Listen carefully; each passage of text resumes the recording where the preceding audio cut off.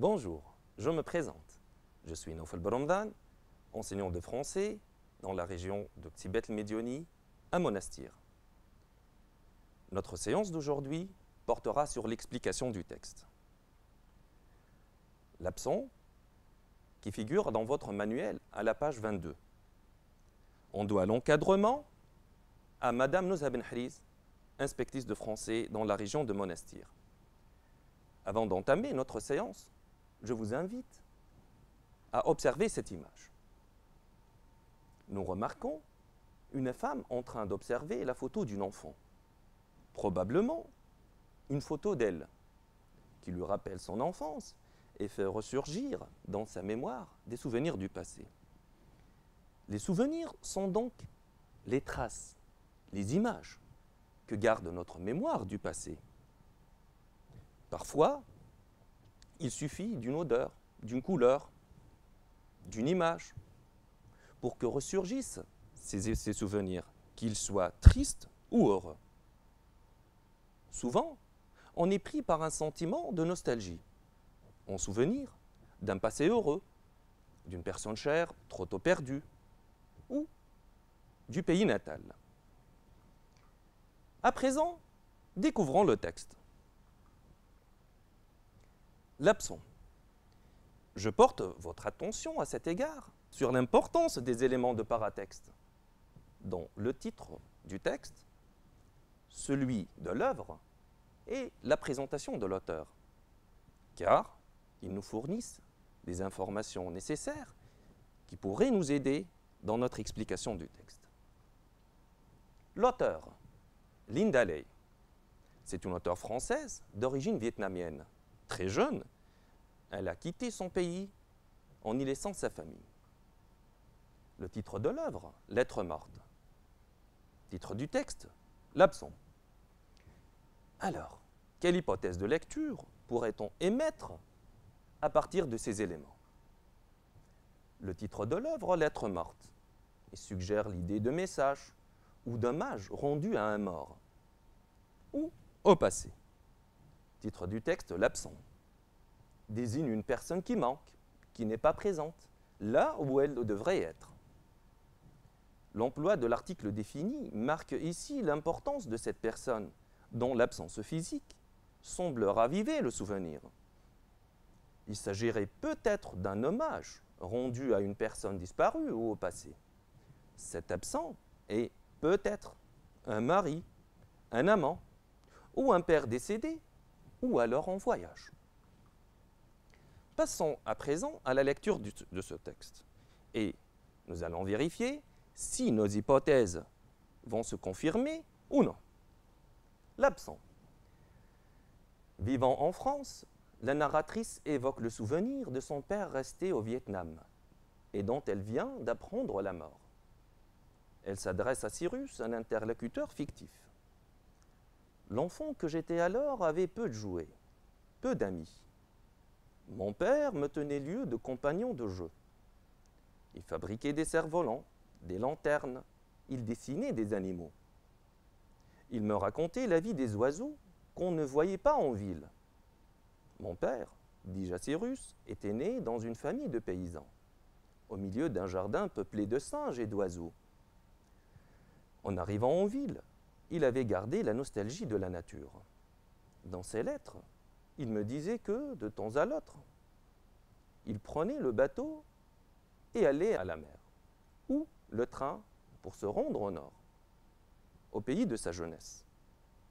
Le voyage en train dure 2 jours. Il allait sur la tombe de ses ancêtres. Sa tombe à lui a été creusée au bord d'un cours d'eau.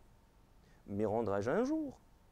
Crois-tu, Cyrus, qu'il m'attend et que, si je viens m'agenouiller devant cette tombe, le mort me lâchera? Non, les morts ne nous lâchent pas, car que serons-nous sans eux? C'est nous qui sommes poussière. En eux se trouve contenue toute l'énergie du monde. Nous défaisons ce que les morts ont fait, mais la trame a été tissée par eux. Nous répétons ce que les morts ont dit, mais les mots ont été inventés par eux. quand mon père se rendait sur la tombe de ses ancêtres, il allait aussi à la recherche de sa jeunesse perdue. Ce temps heureux qu'il avait passé au nord du pays, entre les singes et les oiseaux. Enfant, je l'écoutais me raconter les promenades au bord de la rivière qui longeait son village. Il s'y baignait longuement. Une fois, il avait failli mourir. Ses pieds avaient été pris dans d'immenses algues qui l'entraînaient vers le fond. Ce fut sa grande sœur qui le sauva. Elle plongea et le tira de l'eau. Il avait 10 ans. Intéressons-nous maintenant à la situation d'énonciation. Observons les éléments surlignés. En haut, le paratexte. Les éléments du texte sont l'enfant que j'étais, mon père. Mon père, dis-je à Cyrus. Crois-tu Cyrus? Donc, ces éléments-là peuvent nous renseigner sur la narratrice qui est en train de parler à travers l'emploi du pronom personnel « je » et à travers le mot « l'enfant ». Elle s'adresse à qui? Bien évidemment à Cyrus, qui est un être imaginaire. De qui parle-t-elle? Eh bien, de son père décédé. Et juste après avoir appris la mort de son père, en France, loin de son pays natal. De là, on peut déduire que c'est un texte autobiographique qui relate un souvenir d'enfance. C'est celui du père disparu. Voyons maintenant comment était ce père. Quel rôle a-t-il joué dans la vie de sa fille?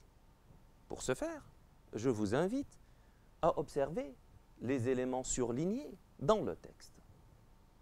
Mon père me tenait lieu de compagnon de jeu. Il fabriquait, il dessinait, il me racontait. On remarque la fréquence de l'emploi des verbes d'action, dont le sujet est le père, repris par le pronom personnel « il ». L'accumulation des verbes d'action et l'anaphore « il » mettent en relief la forte présence du père dans la vie de sa fille. C'est donc le souvenir d'un père attentionné et dévoué. On peint ici le portrait d'un père exceptionnel. En fait, on peut en déduire que la présence de Cyrus, cet interlocuteur imaginaire, sert de prétexte pour la narratrice pour rendre hommage à son père. Nous venons de voir que le père racontait des histoires à sa fille. Voyons à présent de quel type d'histoire s'agit-il. Des histoires imaginaires, réelles. Pour ce faire, examinons les indices qui sont surlignés dans le texte. Il me racontait la vie des oiseaux, qu'on ne voyait pas en ville. Mon père était né dans une famille de paysans, au milieu d'un jardin peuplé de singes et d'oiseaux. En fait, le père racontait à sa fille des histoires réelles du temps où il vivait encore à la campagne. On constate que l'évocation des dessins et des histoires du père assure un glissement du récit du passé de l'auteur à celui du passé de son père et de ses ancêtres. On peut donc conclure qu'à travers l'hommage au père, l'auteur rend hommage à ses aïeux.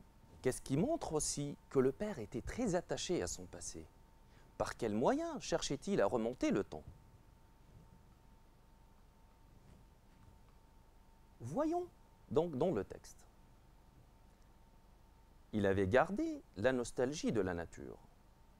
Il prenait le bateau ou le train pour se rendre au nord, au pays de sa jeunesse. Il allait sur la tombe de ses ancêtres. Le voyage du père dans le passé se faisait au moyen d'eux. Les récits au passé, le retour au pays natal, le recueillement sur la tombe de ses ancêtres. On pourrait constater que ce voyage périlleux, qui dure 2 jours, en bateau, puis en train, s'apparente à un pèlerinage. La raison qui pousse le père à de telles pratiques est le sentiment de nostalgie, bien évidemment. Là, le but est d'entretenir la mémoire des ancêtres.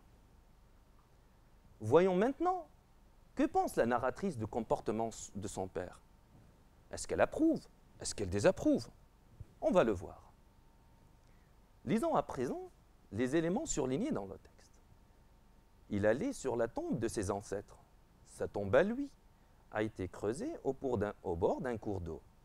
Mais rendrai-je un jour, crois-tu, Cyrus, qu'il m'attend et que, si je viens m'agenouiller devant cette tombe, le mort me lâchera? On remarque la fréquence des questions. En fait, ces questions n'appellent pas de réponse.